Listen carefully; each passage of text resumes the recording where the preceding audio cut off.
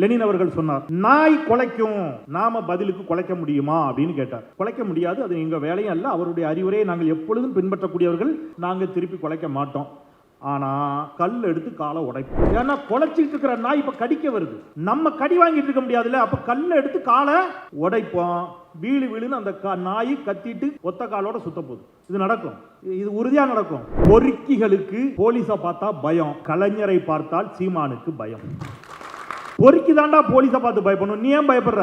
பெரியாரின் சிலைகளை கூட உடைப்போம் என்றெல்லாம் சிலர் இப்ப பேச தொடங்கி இருக்காங்க. கலைஞரின் பேனா சிலையை வைத்தால் உடைப்போம் அப்படின்னாங்க, கலைஞரின் சிலைக்கு சொன்னாங்க.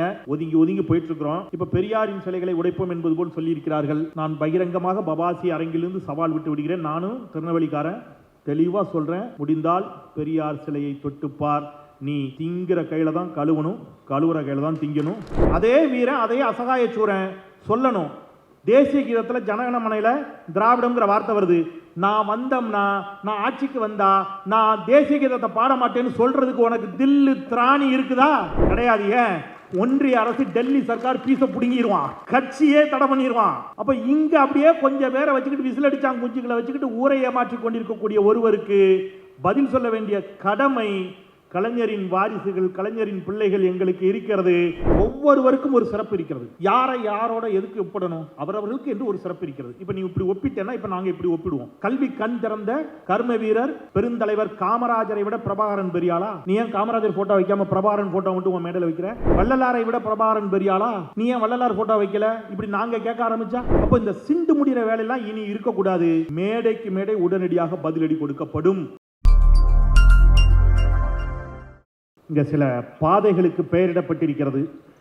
திருவள்ளுவர் பாதை, வள்ளலார் பாதை, வஉசி பாதை, ஔவையார் பாதை, முத்தமிழறிஞர் கலைஞர் பாதை, கம்பர் பாதை, பாரதிதாசன் பாதை என்றெல்லாம் பெயரிடப்பட்டிருக்கிறது. கடந்த வாரம் இதே மேடையில் நாம் தமிழர் கட்சியினுடைய தலைமை ஒருங்கிணைப்பாளர் சீமான் பேசுகின்ற பொழுது இந்த பாதைகளின் பெயரையெல்லாம் குறிப்பிட்டு விட்டு முத்தமிழறிஞர் கலைஞர் பாதையை காட்டி கேடுகட்ட பாதை என்று சொன்னார். அதற்கு பதிலடி கொடுப்பதற்குத்தான் இந்த மேடை.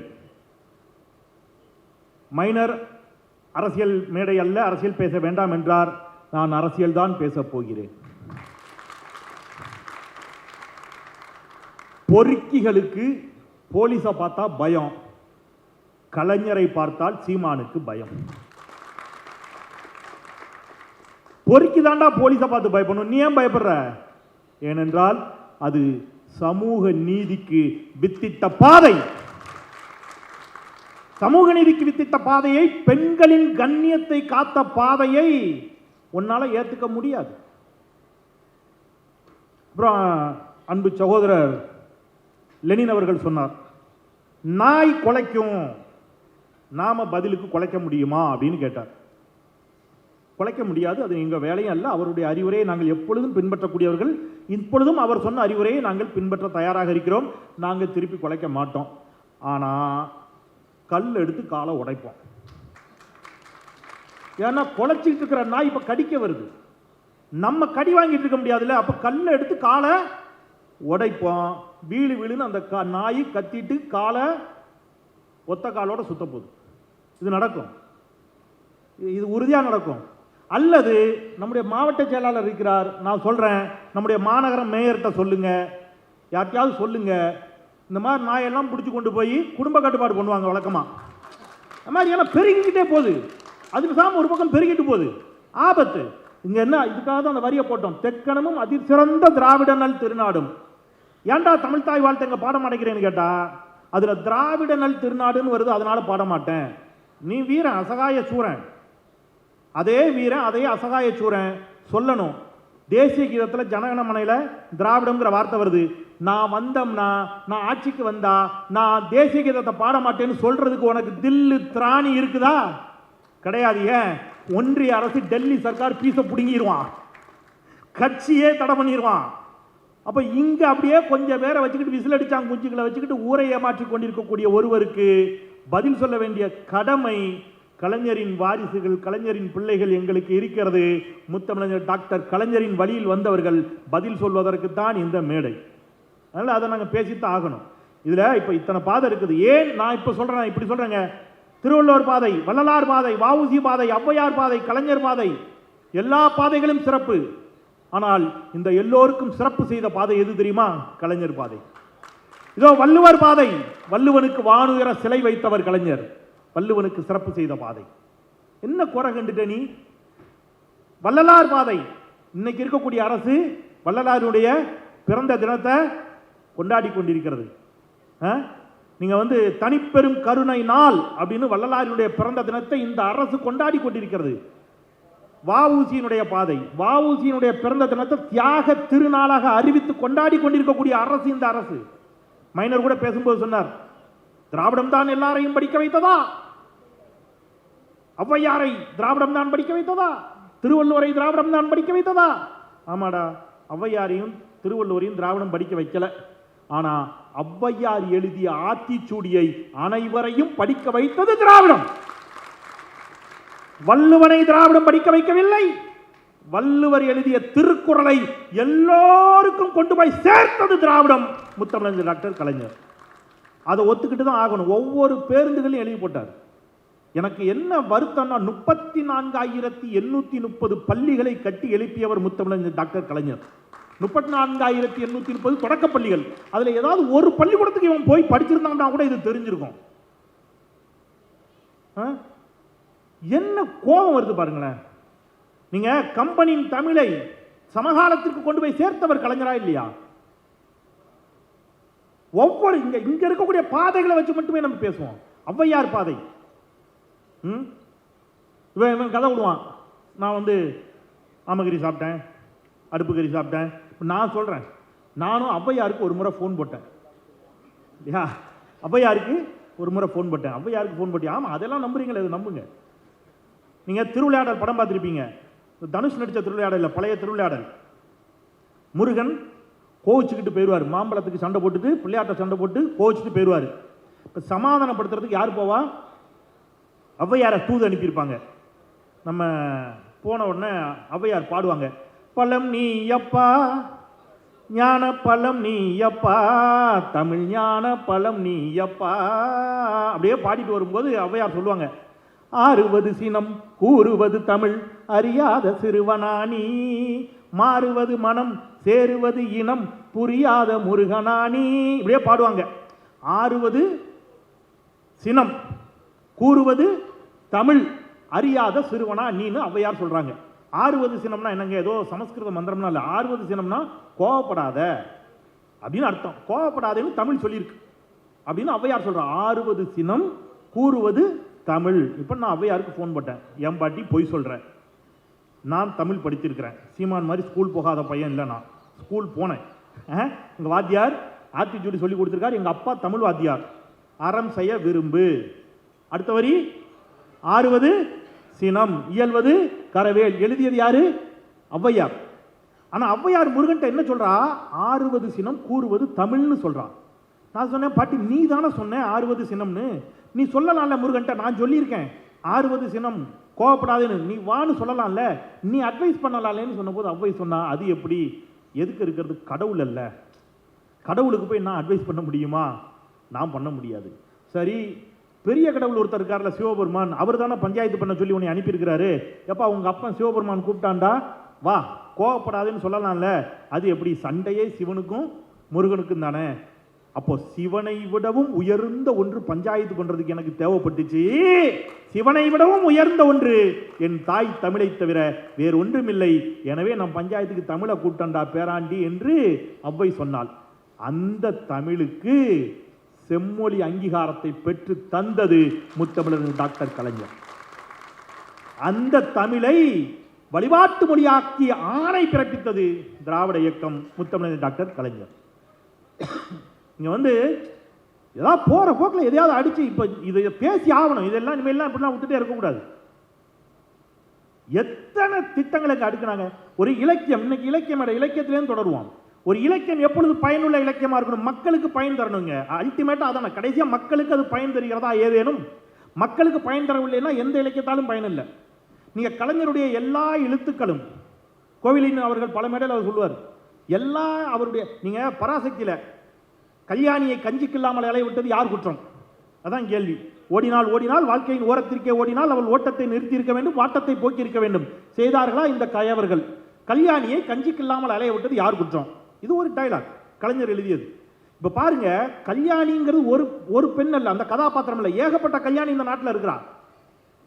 அவர்களுடைய வாழ்வாதாரத்தை உறுதிப்படுத்தணும் என்ன செய்யணும் தெரியுமா? அவர்களுக்கு பொருளாதார உரிமையை கொடுக்கணும். அந்த பொருளாதார உரிமையை இந்தியாவில் முதன்முறையாக கொடுத்தது முத்தமிழர் டாக்டர் கலைஞர். பெண்களுக்கு சொத்தில் சம உரிமை. அப்ப இலக்கியத்தில் ஒன்று எழுதுறாரு, அவர் ஒரு பெரும் மாற்றத்தை அவர் கற்பனை செய்கிறார். அந்த மாற்றத்தை எல்லாம் அவர் சட்டங்களாக்கினார். அவர் பெரும் ஏற்றங்களை கற்பனை செய்தார், அந்த ஏற்றங்களை எல்லாம் திட்டமாக்கினார். அவர் கண்ட மாற்றங்களும் அவர் கண்ட ஏற்றங்களும் சட்டமாகவும் திட்டமாகவும் மாறியதால், இப்ப ஜெயரஞ்சன் அவர்கள் சொன்னார் இல்லையா, இங்கே பட்டினி இல்லாத தமிழ்நாடு, பட்டினி சாவு இல்லாத தமிழ்நாடு இன்னைக்கு இருக்குதுன்னா, யாரோ ஒரு மந்திரவாதி வந்து மந்திர கோலை வச்சு ஜி பூம் பான்னு போட்டு ஒரே நாளில் உண்டாக்குனது இல்லடா. இதுக்கு பின்னாடி அவ்வளவு இருக்குது. நீங்க எனக்கு நெல்லை மாவட்டம், நான் சின்ன பிள்ளையா இருக்கும்போது எனக்கு நல்ல ஞாபகம் இருக்கு. எங்கள் ஊர்லேருந்து இன்னைக்கு மும்பை, அன்னைக்கு பாம்பேக்கு வேலை தேடி போவாங்க. ஏன்னா இங்கே வறுமை. அதனால தான் அண்ணா வந்து சொன்னார், 3 படி லட்சியம் 1 படி நிச்சயம்னாரு. அரிசி சாப்பாடு கிடைக்காது, அரிசி சோறு கிடைக்காதுங்க. பாம்பேக்கு வேலைக்கு போவாங்க. அந்த வேலைக்கு போயிட்டு லீவுக்கு எங்கள் ஊருக்கு வருவான் அந்த அண்ணன் மாதிரிலாம். அப்போ என்ன நடக்கும்னு கேட்டிங்கன்னா, அப்போலாம் அந்த டேப் ரெக்கார்டர் வீட்டில் எப்பவும் நார்மலாக வந்து ரேடியோ ஓடும், இல்லைன்னா வில்லுப்பாட்டு ஓடும். எங்கள் ஊரில் சின்ன கிராமம். இந்த அண்ணன் பாம்பேலேருந்து வந்திருக்காங்கன்னா தனியாக தெரியும். ஹவா ஹவா ஹவா அப்படின்னு ஒரே ஹிந்தி பாட்டா போடும். ஏக்கு தோ தீன் இப்படிலாம் ஓடும். அங்கே கிணத்துக்கு குளிக்க போவோம் எல்லாரும். இவன் மட்டும் என்ன பண்ணுவான்னு கேட்டிங்கன்னா, மற்றவங்களாம் அந்த வாழைக்காய் கரை பிடிஞ்ச துண்டு. மும்பையிலேருந்து வந்த அண்ணன் மட்டும் பாம்பேலேருந்து வந்த அண்ணன் மட்டும் டர்க்கி டவல். மற்றவங்க கையிலலாம் பீடி இருக்கும், இந்த அண்ணன் மட்டும் சிகரெட் வச்சுருப்பான். அப்புறம் மற்றவங்களாம் அப்போ செருப்பு போட மாட்டோம், இவன் செருப்பு போட்டிருப்பான். இதெல்லாம் எது வரைக்கும்னு கேட்டிங்கன்னா, கொண்டு வந்த காசு கரையிற வரைக்கும். கொண்டு வந்து காசு கரைஞ்ச பிறகு இவனும் திருப்பி நார்மலாக மாறுவான். மாறின உடனே வீட்டில் திட்டு மானா வரையா திட்ட ஆரம்பிப்பாங்க. திருப்பி பாம்பே போயிடுவோம் வேலைக்கு. இப்படி வறுமையின் காரணமாக தமிழ்நாட்டிலிருந்து பாம்பேக்கு வேலைக்கு போன ஒரு காலம் உண்டு. இன்னைக்கு சென்ட்ரல் ரயில்வே ஸ்டேஷனில் போய் பாடுறா, ஒட்டுமொத்த வட இந்தியாவும் தமிழ்நாட்டிற்கு வந்து கொண்டிருக்கிறது. செய்து காட்டியவர் கலைஞர். எப்படி அவர் கற்பனை செய்தார்.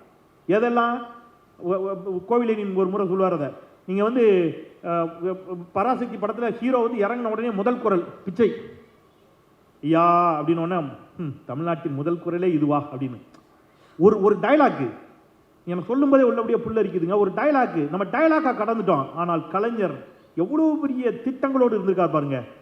பிச்சைக்காரர்களுக்கு ஓட்டு உண்டா? எல்லா திட்டத்தையும் ஓட்டுக்காக கொண்டு வந்தோம்னு சொல்றேன். இல்லை, பிச்சைக்காரனுக்கு ஓட்டு உண்டாடா? கிடையாது. இந்தியாவில் பிச்சைக்காரர்களுக்கு என்று ஒரு நலவாரியம் அமைத்து பிச்சைக்காரர்களை ஒழிக்க திட்டம் கொண்டு வந்த ஒரு மகத்தான தலைவன் முத்தமிழர் டாக்டர் கலைஞர். அப்போ தன்னுடைய திரைப்படங்கள்ல இருக்கட்டும், தன்னுடைய கதைகளில் இருக்கட்டும், சிறுகதைகளில் இருக்கட்டும், தன்னுடைய கவிதைகளில் இருக்கட்டும், அவர் எதையெல்லாம் எழுதினாரோ அவற்றையெல்லாம் சட்டமாக்க நினைத்தார், அவற்றையெல்லாம் திட்டமாக்க நினைத்தார். அதனாலதான் அப்படி இன்னைக்கு வந்து நான் சொன்ன பாருங்க, அரிசிச்சோருக்கு இல்லாம இங்கிருந்து மும்பைக்கு வேலைக்கு போன காலம் உண்டு. இன்னைக்கு அங்கேருந்து வந்துட்டு இருக்கானல்ல, இது ஒரு நாள்ல உருவானதல்ல. இந்த ஸ்ட்ரக்சர் இருக்குல்ல, நான் ஒரு 5 நிமிடம் மட்டும் எடுத்துக்கிற மாவட்ட செயலாளர் அனுமதியோடு, இந்த ஸ்ட்ரக்சரை எப்படி கெட்டினார்கிறத தயவு செய்து காதுல வாங்க. இப்படி ஒரு ஸ்ட்ரக்சர் இந்தியாவில் எங்கும் கட்டப்படலை. முதல்ல வறுமையை ஒழிக்கணும், உணவு தானியம் உற்பத்தி வேணும். உணவு தானியத்தை எங்கேருந்து உற்பத்தி பண்றது? கம்பெனியில் உற்பத்தி பண்ண முடியுமா? முடியாது. நிலம் வேணும். இப்ப நிலமெல்லாம் யார்கிட்ட இருக்கு? எல்லாம் பெரும் பெரும் பண்ணையார்ட்ட இருக்கு. அப்போ முதல்ல அங்கிருந்து ஆரம்பிக்கிறார் தன்னுடைய திட்டத்தை. இந்த நிலங்களை எல்லாம் உழைக்கும் மக்களுக்கு பகிர்ந்து கொடுக்க வேண்டும். அதனால என்ன செய்யறாரு? நில உச்சவரம்பு சட்டத்தில் ஒரு சீர்திருத்தம் கொண்டு வந்து உழுதவனுக்கே நிலம் சொந்தம் அப்படின்னு ஒரு சட்டத்தை போட்டு பெரும் பண்ணையார்கள் ஆக்கிரமித்து வைத்திருந்த நிலத்தை எல்லாம் விவசாயிகள் கையில் கொடுக்கிறார். இப்ப நிலம் போயிடுச்சு. அடுத்தது என்ன வேணும்? முக்கியம் தண்ணி. நம்ம ஊர்ல 2-3 விதமான நீர்ப்பாசன முறைகள் இருக்கு. ஆற்று நீர் பாசனம், கிணத்து நீர் பாசனம், குளத்தி நீர் பாசனம், அப்படி நிறைய இருக்கு. இதுல இப்போ ஆற்று நீர் பாசனங்கள் இருக்கக்கூடிய பகுதிகளில் எல்லாம் என்ன செய்யணும்னா அணைகள் கட்டணும். இந்தியாவில் மிக அதிகபட்சமாக 42 அணைக்கட்டுகளை கட்டி எழுப்பிய ஒரே தலைவர் முத்தமிழர் டாக்டர் கலைஞர். அப்போ அணைக்கட்டுகளை கட்டுறாரு. ரைட். இப்ப ஆற்று நீர் பாசனத்துக்கு அணை கட்டியாச்சு. வாய்க்கால்ல டெல்டா மாவட்டத்துல எல்லாம் மோட்டர் போட்டு தண்ணி எடுக்க வேண்டாம், போகும் தண்ணி போயிடும். எங்க ஊர் பக்கம்லாம் அப்படி கிடையாது. கிணற்று நீர் பாசனம், போர் கிணறு வெட்டியிருப்பான், அதுல இருந்து போர் அல்லது கிணறு அல்லது போர். இப்ப மோட்டார் வைக்கணும். அப்போ மோட்டார் வச்சு எப்படி தண்ணி எடுக்கிறது? அவர்களுக்கு இலவச மின்சாரம். அப்போ இலவச மின்சாரம் கொடுக்குறாரு, அணைகளை கட்டுறாரு, உர மானியம், டிராக்டர் மானியம் இதெல்லாம் கொடுத்து இப்போ உற்பத்தி வந்துடுச்சு. நல்லா கவனிச்சுங்க, இப்போ உற்பத்தி வந்துடுச்சு, சாப்பாட்டுக்கு பஞ்சம் இல்லை, நெல்லெல்லாம் வந்துடுச்சு. இப்போ இந்த நெல் யாருக்கு போகணும்? மக்கள்கிட்ட போகணும். இதை நீங்கள் கடையில் கொடுத்தீங்கன்னா கடைக்காரன் வைக்கிறது தான் விலை. அப்போ கடையில் கொடுத்தா ஏழை மக்களால் திருப்பி வாங்க முடியாது. என்ன செய்யலாம்னு யோசிக்கிறாரு. Tamil Nadu civil supply corporation, Tamil Nadu நுகர்பொருள் வாணிப கழகத்தை உருவாக்கி கிராமங்கள் தோறும் ரேஷன் கடைகள் தான் உற்பத்தி வந்துடுச்சு. இப்போ உற்பத்தி பண்ண பொருளை கொண்டு போய் மக்கள்கிட்ட கொடு. பசி பஞ்சம் பட்டினி போகுது. அப்போ முதல்ல பசி பஞ்சம் பட்டினியை ஒழிக்கிறார். அடுத்தது கல்விக்கூடங்களை திறக்கிறார்.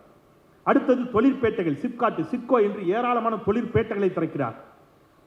மருத்துவக் கல்லூரிகளை திறக்கிறார், பொறியியல் கல்லூரிகள், இப்படி அடிக்கிட்டே போலாம். சரி, இப்போ நான் உங்ககிட்ட எல்லாம் கேட்குறேன், உங்க கையில எல்லாம் ஆளுக்கு 1 கோடி ரூபாய் பணம், இந்த கையில 1 கோடி ரூபாய் பணத்தை கொடுத்துட்டு உங்களை நாங்கள் அவமரியாதை செய்வோம், உங்க சுயமரியாதை நீங்க விட்டு கொடுத்தணும்னு சொன்னா நம்ம யாராவது தயாரா இருப்போமா? எவனும் தயாரா இருக்க மாட்டான். அதுக்கு இப்போ போன வாரம் ஒருத்தன் பேசினா அவன் வேணா இருப்பான், விடுங்க. நம்ம சுயமரியாதை உள்ள யாரும் அதுக்கு தயார் கிடையாது. அப்போ எல்லாவற்றையும் விட சோறு வேலை எல்லாத்தை விட எது முக்கியம் என்றால் சுயமரியாதை முக்கியம். அந்த சுயமரியாதையை உறுதி செய்த சட்டம் தான் அனைத்து சாதியினரும் அர்ச்சகர். நீ கோயிலுக்குள்ள வராதேன்னு ஏன் வரக்கூடாது? நானும் வழிபாடு செய்வேன். அப்ப சுயமரியாதையும் உறுதி செய்கிறார். அப்ப தன்னுடைய இலக்கியங்கள் என்பது, கலைஞருடைய இலக்கியங்கள் என்பது வெறும் ஏட்டளவில் இருந்த இலக்கியங்கள் அல்ல, அது எல்லா மக்களுக்கும் பயன் தரக்கூடிய இலக்கியங்களாக, சட்டங்களாக, திட்டங்களாக மாறி நின்றுச்சு. இதெல்லாம் நம்ம பேச ஆரம்பிச்சோம்னா என்ன பண்றான்? இப்ப ஒரு ஒரு ஒரு ஒரு ஒரு ரொம்ப மலினமான ஒரு கேவலமான ஒரு அரசியல் உத்தியை இப்ப கையில் எடுக்கிறாங்க. நம்ம பெரியாரை பத்தி பேசின உடனே அல்லது கலைஞரை பத்தி பேசின உடனே எங்கள் ஐயா காமராஜரை விட பெரியார் பெரியாளா அப்படின்னு கிளக்குறவங்க. அங்கேருந்து எங்க ஐயா வள்ளலாரை விட பெரியார் பெரியாளா, கலைஞர் பெரியாளா, இப்படிலாம் ஆரம்பிக்கிறாங்க. டேய், என்னது இது?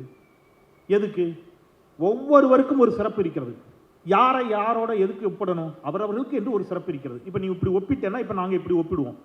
நாங்கள் என்ன கேட்போம்? இதே கேள்வி நாங்கள் திருப்பி கேட்போம்ல. கல்வி கண் திறந்த கர்ம வீரர் பெருந்தலைவர் காமராஜரை விட பிரபாகரன் பெரியாளா? நீ ஏன் காமராஜர் போட்டோ வைக்காம பிரபாகரன் போட்டோ மட்டும் உன் மேடையில் வைக்கிற? எங்களுக்கு கல்வி கொடுத்தவர் காமராஜரும் கலைஞரும் இல்லையா? தமிழ்நாட்டுக்கு நீ ஏன் வைக்கல? வள்ளலாரை விட பிரபாகரன் பெரியாளா? நீ ஏன் வள்ளலார் போட்டோ வைக்கல? இப்படி நாங்க கேட்க ஆரம்பிச்சா அப்போ இந்த சிண்டு முடிகிற வேலையெல்லாம் இனி இருக்கக்கூடாது. மேடைக்கு மேடை உடனடியாக பதிலடி கொடுக்கப்படும்.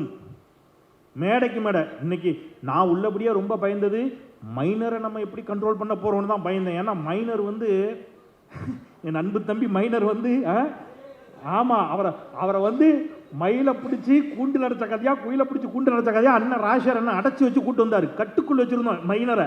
இல்லைன்னா இன்னைக்கு மைனர் இங்க இருந்த கோபத்திற்கும் சீற்றத்திற்கும் அந்த அடி அடிச்சு. ஏன்னா மைனர் தான் இந்த இப்ப நான் சொன்ன இந்த என்ன சொல்றது, அவர்களுடைய முகத்திரையை தொடர்ந்து கிழித்து கொண்டிருப்பது நம்முடைய மைனர் தான்.